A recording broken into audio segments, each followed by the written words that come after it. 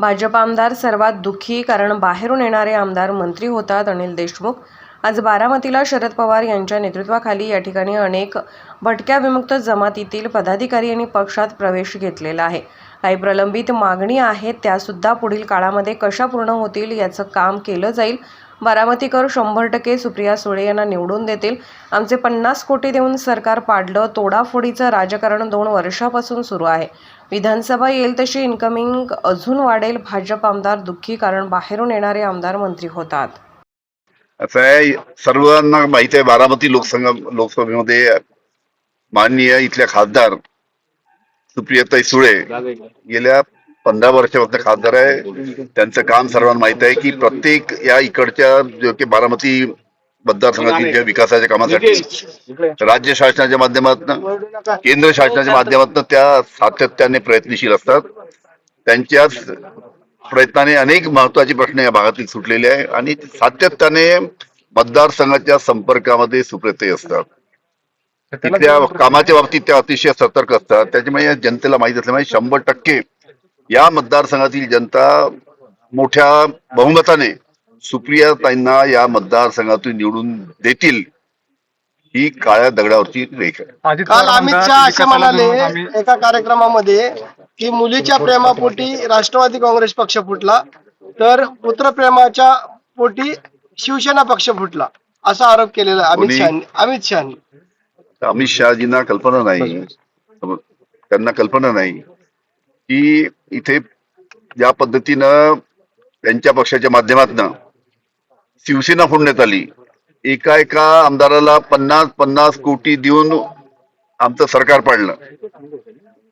नंतर आमच्या राष्ट्रवादी काँग्रेस पक्षाचे जे अनेक वरिष्ठ नेते होते त्यांना कशाची भीती दाखवून त्यांनी आपल्या पक्षामध्ये नेलं, हे संपूर्ण महाराष्ट्राने भारताला माहित आहे.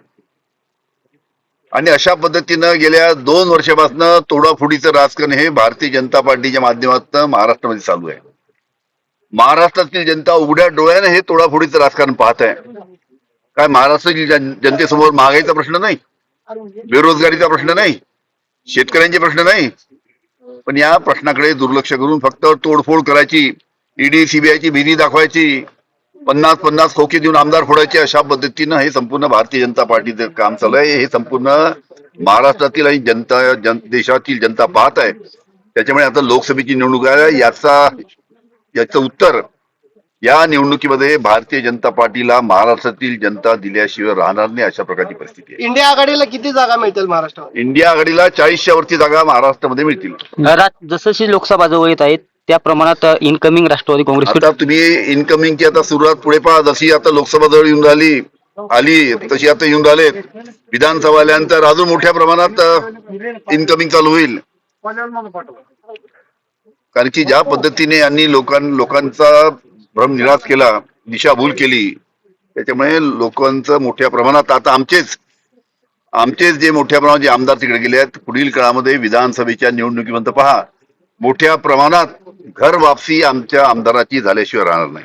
पवार कुटुंबात लढत. आणि आज या ठिकाणी तुम्ही पाहिलं या पद्धतीनं आज भारतीय जनता पार्टी जे आमदार निवडून आलेत ते तर बिचारे इतके दुखी आहेत. आम्हाला विधानसभेमध्ये भेटतात, ते म्हणतात बाहेरून लोक येतात आमच्या पक्षामध्ये, ते मंत्री बसतात ना आम्ही त्यांच्या तोंडाकडे पाहत बसतो. ते पहिल्या पंक्तीत आणि आमचा अजून पंक्तीमध्ये नंबर लागत नाही. अशा पद्धतीनं संपूर्ण परिस्थिती आहे महाराष्ट्राची. सर्वात जास्ती आज जर कुणी दुखी जर असेल तर ते भारतीय जनता पार्टीचे आमदार, कारण की त्यांना बाजूला ठेवून बाहेरून आलेल्या लोकांना मंत्री करण्यात येत आहे. अशा प्रकारची संपूर्ण परिस्थिती आहे आणि म्हणून एक प्रकारचा त्यांच्यामध्ये एक नाराजीची भावना या सर्व भारतीय जनता पार्टीच्या आमदारांच्या मनामध्ये आहे.